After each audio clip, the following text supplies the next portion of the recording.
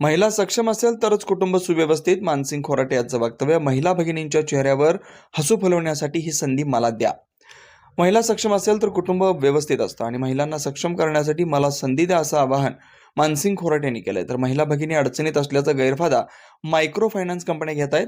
कर्जाच्या कचाट्यात महिला भगिनी अडकल्यामुळं माता भगिनींना आर्थिक साक्षर करून सक्षम करणं हेच माझं ध्येय असून मतदारसंघात महिलांसाठी कुटीर उद्योग करणं आणि रोजगार देऊन महिला भगिनींच्या चेहऱ्यावर हसू फुलवण्यासाठी ही संधी मला द्या असं ते म्हणाले. छत्रपती शासन महिला आघाडीच्या वतीनं हलकर्णी येथील कारखाना स्थळावर महिलांच्या मेळाव्यात खोराटे बोलत होते.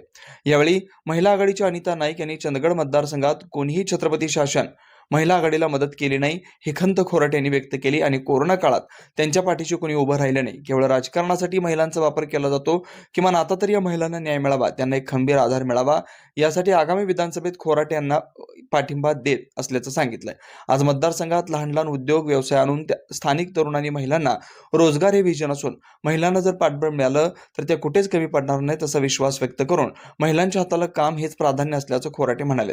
मानसिंग खोराटे सर्वांच्या आशास्थान असून तुम्ही योग्य व्यक्तीकडे आलात असा विश्वास व्यक्त करत जगन्नाथ होलजी यांनी मायक्रो फायनान्सच्या माध्यमातून या महिलांना अडचणीत आणल्याचा आरोप केला. आजपर्यंत इथल्या नेते मंडळींनी गरीबाला गरीब ठेवलं असं सांगून केवळ बक्कळ पैसे विरोधकांनी कमावलेत, पण इथल्या शेतकरी कामगार महिलांचा कधी विचार केला नाही असं ते म्हणाले. यावेळी महिला आघाडीच्या अनिता नाईक, शीतल कांबळे, रोहिणी गणाचारी, लता सुतार, मंगलाडे, समन्वयक विनोद नाईक आदी उपस्थित होते. कार्यक्रमाचे सूत्रसंचालन नारायण पाटील तर आभार विनोद नाईक यांनी मांडलेत. अन्वेषण लाईव्ह न्यूज साठी चंदगडहून तातोबा गावडा. हॉस्पिटलची सोय नाही, हॉस्पिटल बांधायचं माझा एक विचार आहे माझा आणि ते गरज आहे ऍक्च्युली पायाभूत मूलभूत सुविधा आहे.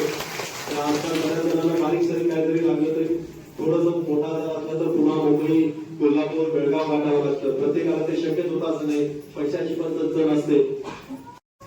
त्यामुळे तुम्ही जर का काम करायचं ठरवलं तर पुरुषांना सुद्धा मागे लागू शकताय.